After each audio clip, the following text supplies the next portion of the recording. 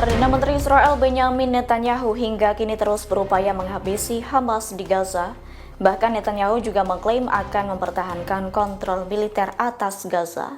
Selain itu, Netanyahu tegas melarang otoritas Palestina atau PA memerintah wilayah Gaza. Menurut Netanyahu, pasukannya akan mempertahankan kehadiran militer di Gaza dalam kondisi permanen. Hal itu sangat berbeda dengan perubahan kebijakan besar sebelumnya, di mana pasukan Israel kerap menarik diri seusai operasi militer di Gaza.